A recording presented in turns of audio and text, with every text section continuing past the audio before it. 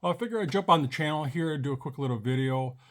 Maybe helps some of you that might be having the same furnace issue that I just had. A couple days ago, our furnace, the burners kept on kicking on and off.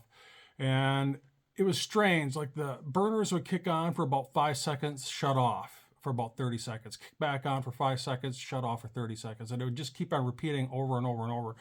And the furnace just kept on running nonstop. It just wouldn't shut off.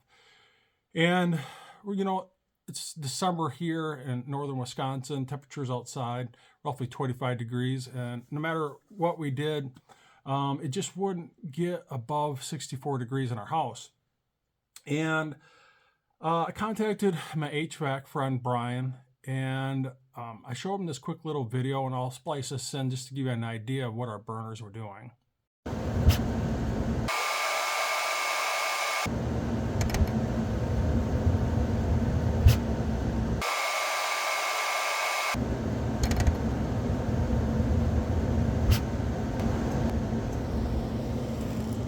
So like I said, the burners would come on for about 5 seconds, shut off, come on for 5 seconds, shut off. So one thing that Brian instructed me to do was to grab a meat thermometer and take a reading at the cold air return coming into the furnace, right where the furnace filter is. Take a reading there. Obviously, it's going to be pretty much the temperature of the house, which is roughly 64, 65 degrees. And he says above the furnace, as the air flows through the furnace, through the burners, and exits the furnace into the ductwork to heat the house, take another reading. He says usually there's a couple screws right above the furnace where you can just pop one out and stick that meat thermometer through the hole, take a reading. And I was getting roughly 74 degrees, which is, it's really not heating up the air much because those burners are just kicking on and off, on and on and off. So here's our furnace here, and there's a little peep sight here that you can view the burners, and I'll splice in a picture once again of what those burners were doing. And also down here there is another panel here with another view window here where you can see a little light that blinks, and it blinks on and off, and it gives you code readings. And there on the inside of this panel there's a little display that represents what those codes represent if you're having issues with your furnace.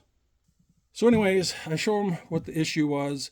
More times than not, it's just this sensor that detects whether the burners are running or not. If it doesn't detect the burners running, it shuts them off. Obviously, it doesn't want gas spewing out in your house, so it shuts them off. And then about 30 seconds, it tries to do it again. It just repeats over and over and over. And the sensor gets dirty. And the fix on this was so darn easy that I figured I would share it with you. Now, with that being said, I am no HVAC tech. I'm not telling you should do this. I was sharing my experience with you of how easy it was, because it would have cost me hundreds of dollars to have an HVAC tech come out and fix this for me. So he instructed me to go to my breaker panel and find the furnace right here, breaker, switch that off, which I did. I went back to my furnace. I took the top panel off, and I'll splice in a picture of what this looks like inside. To the left, there is the igniter. And to the right, there's a sensor that senses if the burners are running or not. He says, I can't tell you how many times I go out to jobs and this sensor's dirty. And he instructed me to just scrape this little sensor off with a knife. And I'll splice in a picture of what he told me. He says it's such an simple fix. And this sensor, and I'll splice in a picture of what it looks like. It looks a little bit bigger than the diameter of pencil lead. And you just unplug that sensor, the wire. There's a little coupler. You just unplug that. There's a little 1/4-inch screw. You unscrew that, pull the sensor out. And he says you just scrape this sensor off with a knife. So I took a utility knife and I just scraped that sensor out the whole perimeter. And it didn't really look that dirty. I mean, it didn't look dirty at all. And I never would have thought to do something like that. And I'm like, I'll be amazed if this works. And so I scraped it off, got it nice and shiny. And like I said, it didn't look that dirty. It didn't look like it was broken or caked with anything.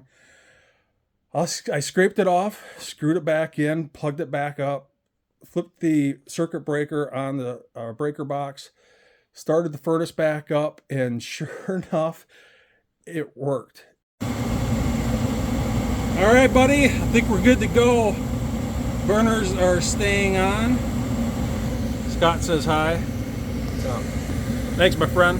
So once I got that sensor scraped off, reinstalled, burners were on all the time, weren't kicking on and off, on and off. I took another temperature reading with that thermometer above the furnace as the air flows through the burners and exits into the ductwork. And that temperature went from roughly a little over 70 degrees to well over 140. And it was such a simple fix that saved me hundreds of dollars just by getting the advice of my HVAC friend, that I figured I'd share it with you, because he says it's such a common issue when he goes out for calls, that if your furnace is constantly, the burners, if you look through that viewfinder and the burners are kicking on and off, on and off, on and off, most likely that's the case. And, you know, like I said, just make sure you shut off that power to the furnace before you crack open that panel. Not telling you this is what you should do, but I'm just sharing with you at least my experience. And I don't know, and I'm sure some of these HVAC guys, they go out to these jobs and they're constantly doing this simple little fix, and they're making hundreds of dollars off it, and that's great. And I want them to, make money, because they have to survive and provide for their family or whatnot. But I figured I'd share this video with some of you guys because it was such a simple fix. It took less than 10 minutes. And I don't know, like I said, not an HVAC tech, but if you happen to have that issue, hopefully this video helps you out. I'll see you guys in the next video.